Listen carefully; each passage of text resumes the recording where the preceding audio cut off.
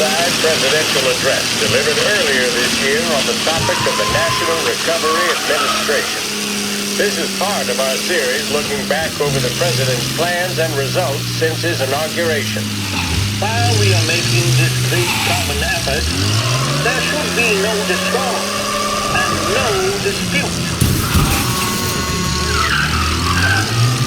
Or to question the standard set by this universal agreement. It is time for patience and understanding and cooperation. The workers of this country have rights under this law which cannot be taken from them, and nobody will be permitted to whittle them away. But, on the other hand, no aggression is now necessary to attain those rights. The whole country will be united to get them forward. The principle that applies to the employers applies to the workers as well. And I ask you workers to cooperate in the same spirit. When Andrew Jackson, old Hickory, died, someone asked, will he go to heaven?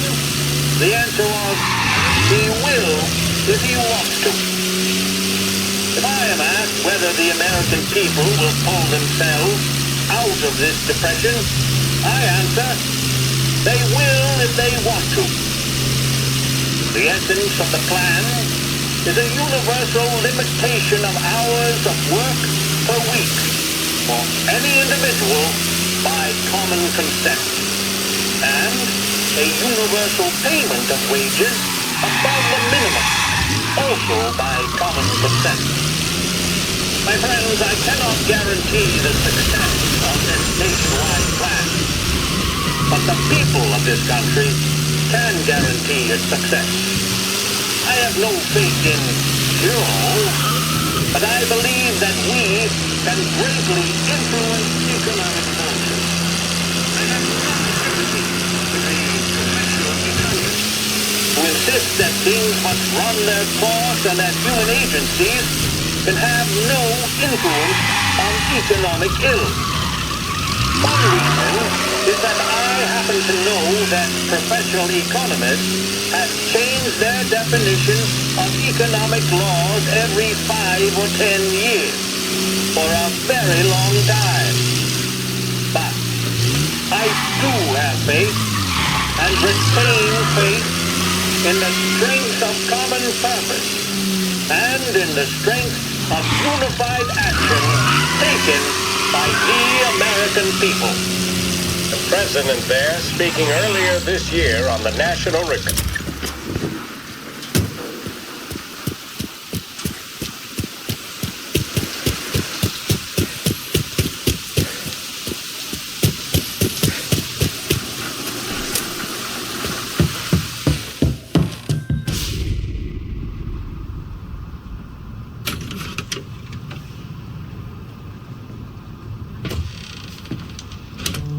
You're late. Dinner's cold.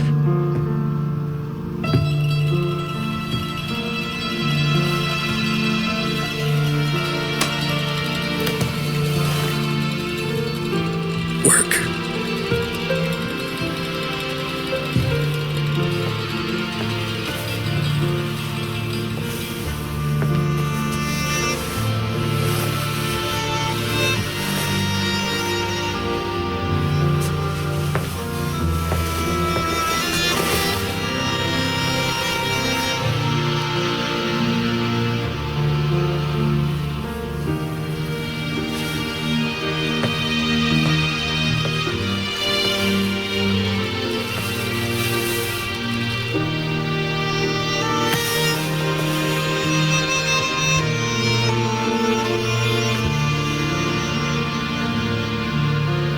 Marry me. Okay.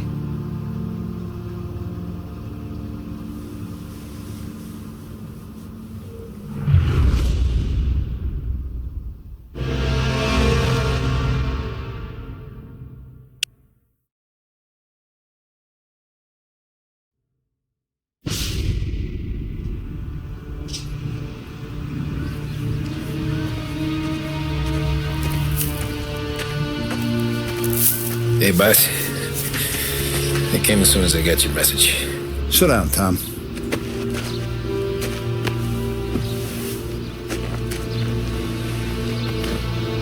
We have a mole, Tom. No. Oh. I was up all night driving myself nuts trying to figure it out. I started thinking maybe it's one of our guys. We aren't paying his fair share. Someone with a light wallet. Maybe looking to Morello for a new suit. Frank wasn't around, so I went to the safe to get the account books. To see who's getting cents on the dollar he's earned. What do you know? The books are gone, Tom. Frank. More than 50 years I've known him.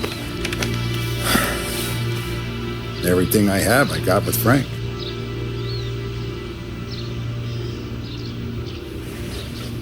And every buck we've earned, every dime we've paid out, it's all logged in those books. Frank hands those over to the feds, we're finished. Frank respects one person in this whole town, and that's you. This has got to be some kind of misunderstanding. I've been calling him all day. I went by his place. He's gone. His wife and kid are gone. But why? I don't know. I'm sure he has his reasons. Maybe he's still smarting over the dog. The one you tried to drown? Yeah. Same one I shot after he wouldn't let me sink her. I was a stupid kid, Tommy. But grudge or no grudge, we gotta get those books back. Shake down all our stories. See who knows what. When you catch up to Frank, you get those books. And if he doesn't have them on him, you make him tell you where to find them. After that, you do what we gotta do.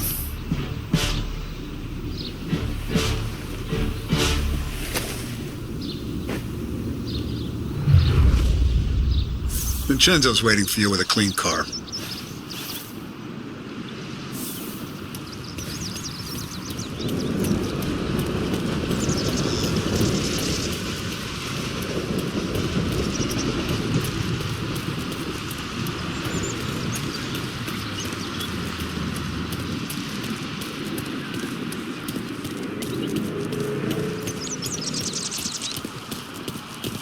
Tough day today, Tom.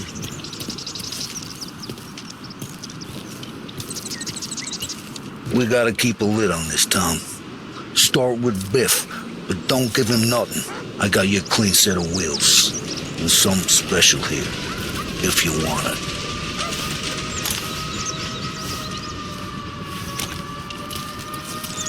If Frank sees a La Parra, he'll know. The old ways work. Whatever it takes, Tom.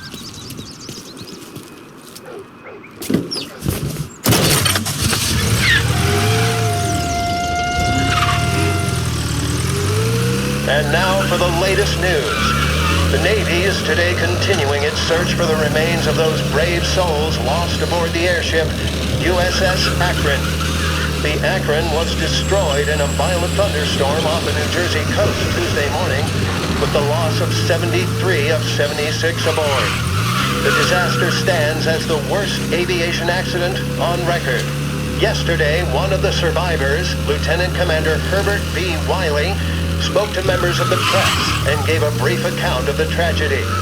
He also spoke of the survivors' rescue by the German tanker Phoebus. President Roosevelt has described the loss of the Akron as a national disaster and said that he grieves with the wives and families of those lost and the nation.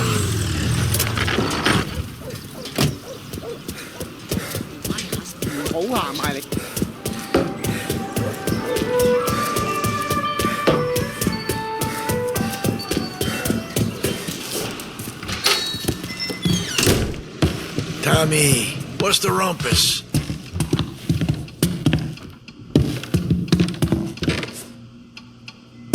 Heard any big news lately? Something the Don might want to know. It depends. What's it worth to you? $20. How about 40? All right, spill. The FBI's in town.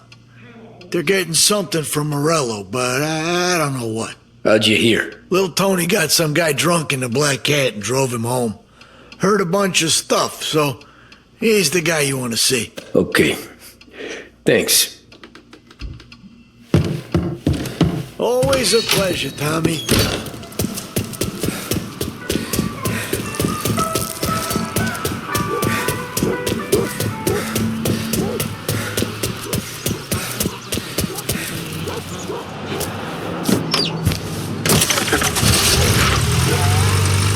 Welcome to a WLH Sports Report. There's a sense of anticipation as we await the start of the big game. Our very own Lost Heaven Lancers are out on the road, deep in enemy territory as they take on bitter rivals, the Empire Bay Cannons. This year's Gold Series is shaping up to be one of the best on record, with both teams matching one another blow for blow. Despite the Cannons' home field advantage and an early lead in the series, the Lancers have bounced back and have really taken their rivals to task. Many of the plaudits and column inches have been dedicated to one man. Lancers pitcher Bunny Smith is one of this year's standout performers. And with this series tied at 3-3, he may well be the key man that brings the Wistman Trophy back to Lost Heaven. But doing so will be no easy task, as standing in his way is opposition captain, King 5 turned events in favor of the Empire Bay team. Victory was canceled out by the Lancers in Game 6, and we now have a powder keg finale that is sure to have everyone glued to their radios. Can Bunny Smith bring it home for Lost Heaven? Or will the Cannon's towering redhead have the final say? WLH 570 Lost Heaven Radio will carry live coverage of the final game of the Gold Series, and we hope you'll join us in wishing our boys well. And now, back to some of the latest musical numbers. With music programming...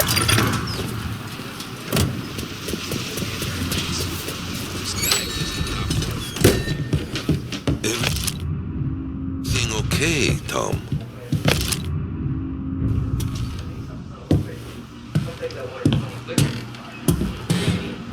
Nah, it's not. What's this about the guy you drove home who's with the feds? He came in for a drink, which turned into 10. He's hired muscle for some kind of safe house. Where? Oak Hill, corner of Pine.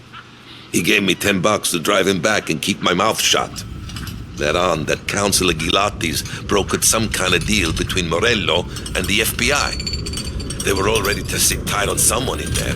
Why the hell didn't you tell us? Tom, I did. I came in to see French straight away. He didn't tell the Don? No, he didn't. Tom, what's going on?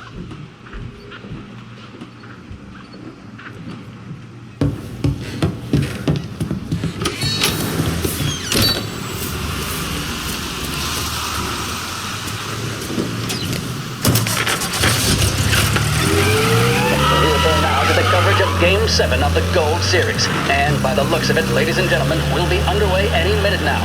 The crowd here in the Armory are restless. You can almost taste the tension as we approach this, the deciding game between these two famous rivals. More than a little bad blood between them, and more than a couple of nasty flare-ups in recent years. Of course, this occasion, more than any other, could prove feisty, what with the drama that closed out the previous game. That, of course, saw the Lancers win to tie the series, and it's not often Empire Bay and Lost Heaven can boast the game's best current hitter and pitcher, respectively. I refer, of course, to Foghorn Seidel, a man mountain with a shock of red hair, and Lancers star Bunny Smith. Speaking of Smith, he is jogging, I suppose you'd say, between his teammates, issuing last-minute orders. They seem responsive to whatever he's saying.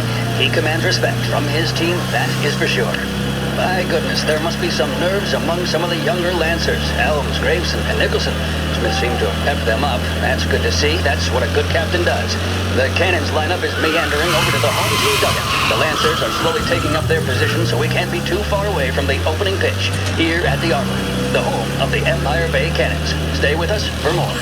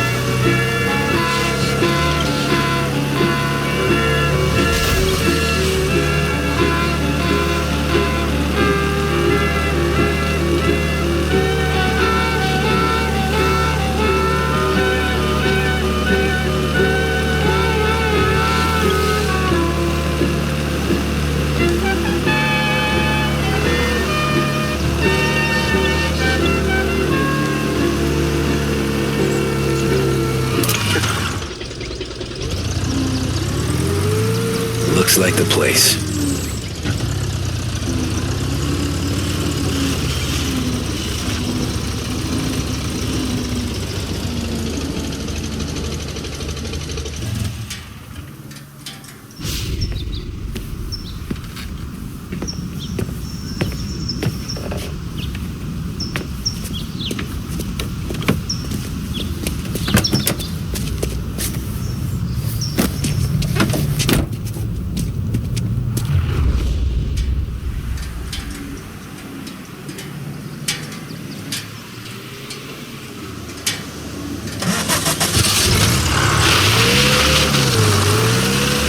To those account books, Frank.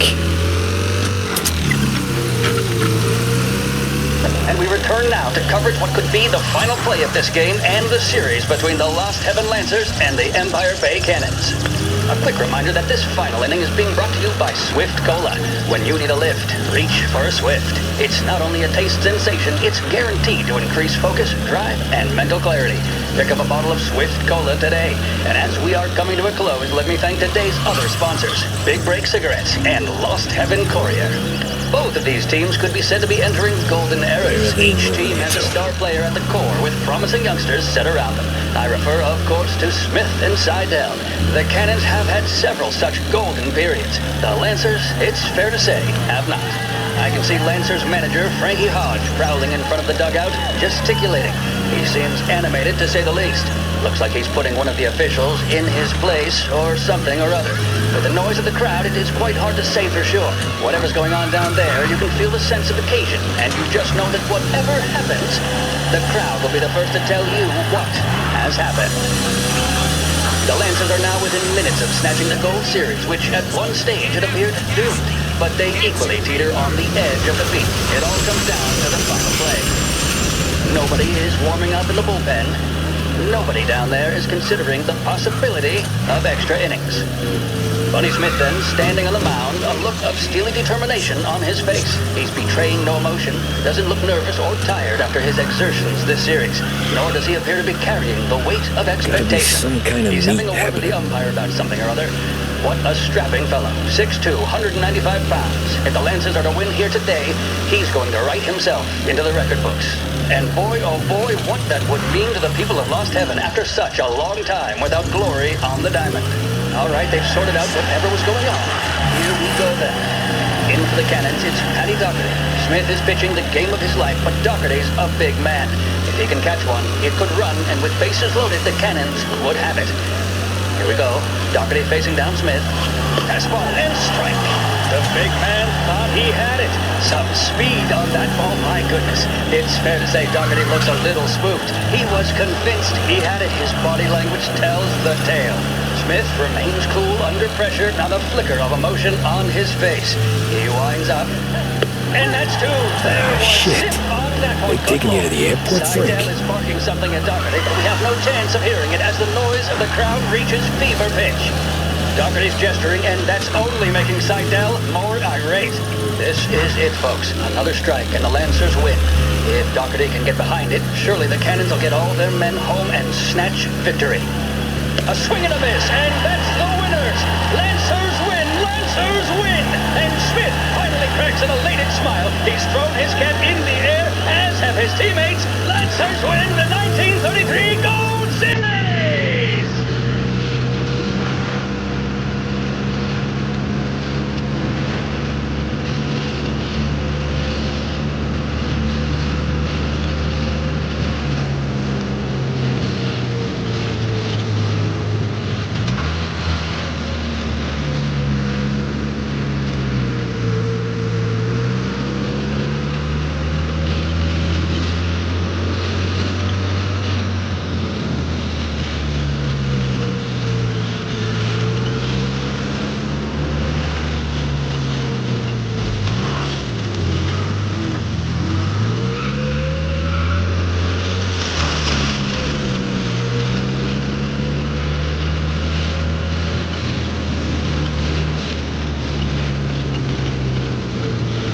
Christ, they're flying him out of state or something.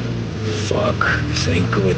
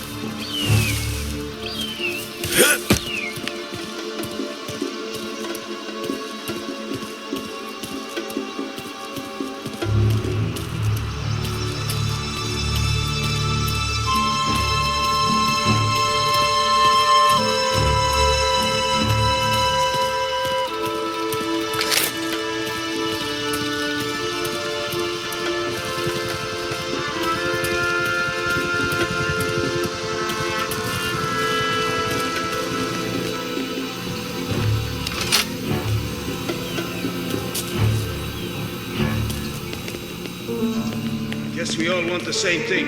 Can't say I'm happy dealing with these people.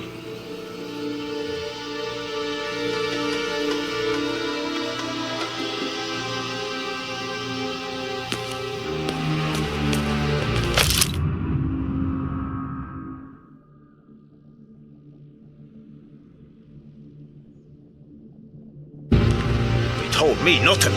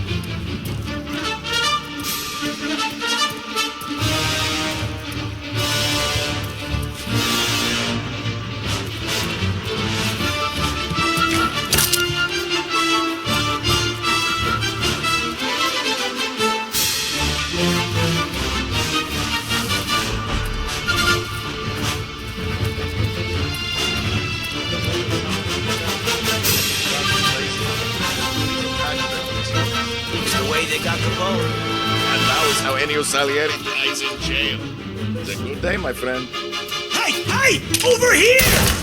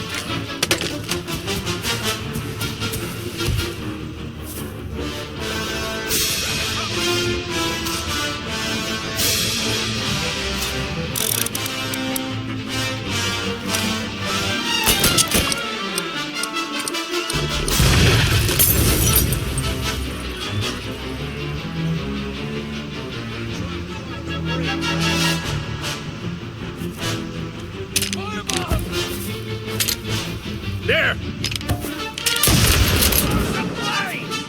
Warming him up!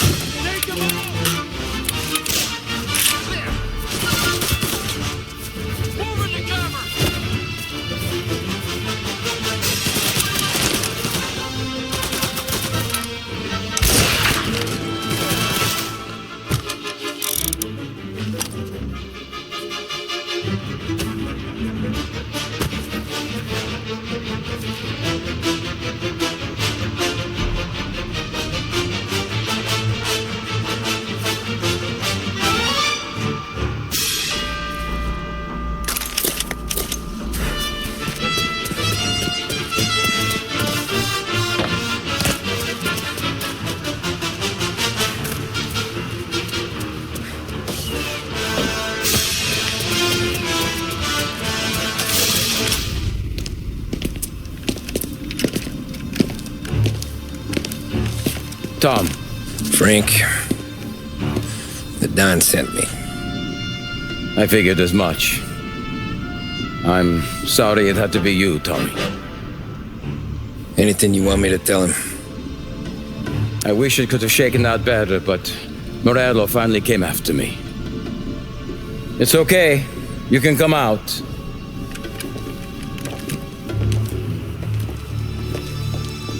Morello offered me a simple trade. The Don's account books for our lives and tickets out of this town. You hand the books over yet? I'm not so stupid, Don. They're safe. Morello was waiting for this. It's a key to a box in the Grand Imperial Bank downtown. I told Morello I'd hand it over after the plane was fueled and ready to go. His men were meant to fetch it before we left. I took care of them. Told them to get on a plane. Go on, March. Alice, get aboard. Frank, you're coming with us. Not right now, honey. Just get buckled in. Tommy and I, we have some serious business to discuss. But Frank... Get on the plane, March. For Alice. For me. Get on the goddamn plane, please.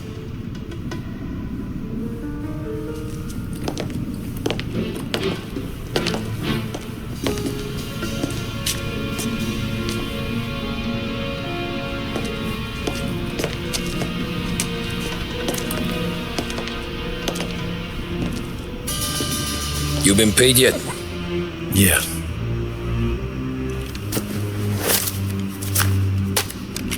Now you've been paid twice. You take the ladies wherever they want to go. Yes, sir. Thank you, Tom.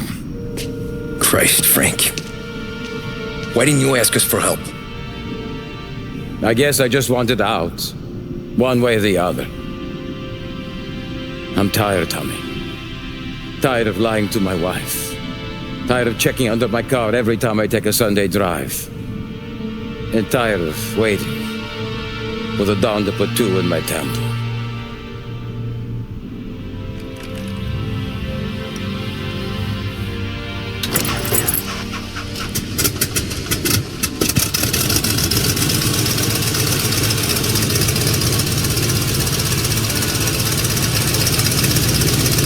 God damn you, Frank.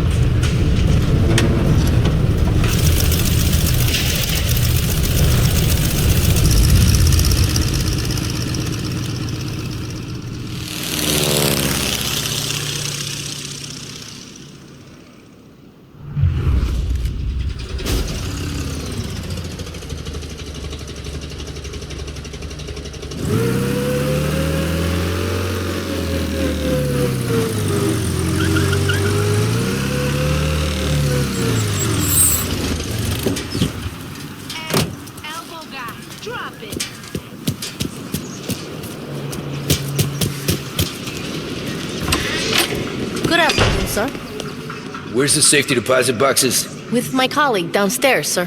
Thanks. Jeez, how long is this gonna take? This takes as long as it takes. Beautiful day, huh? Uh-huh.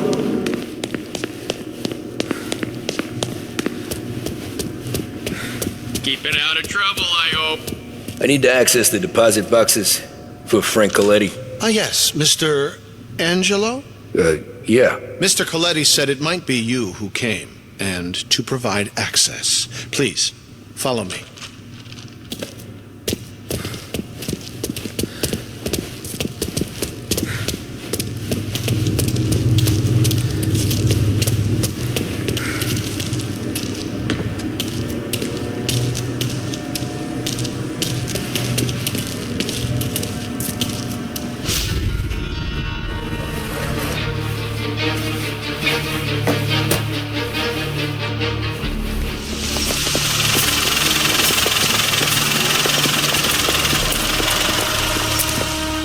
got the books and covered my tracks. Salieri never asked any questions. In fact, apart from the funeral, I never heard him talk about Frank again.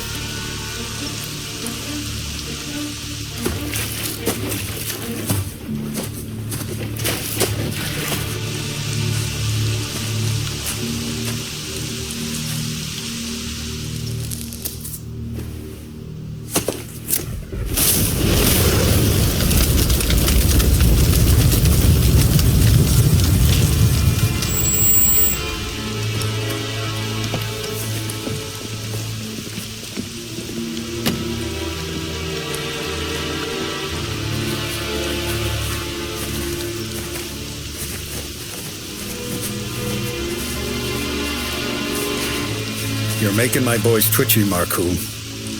Sergio and I just came by to pay respects, that's all. Known Frank a long time. Almost as long as you. He's a good man. Smart. Loyal. Loyal to his wife. His kid above all else. There must be some kind of honor in that in you. Maybe.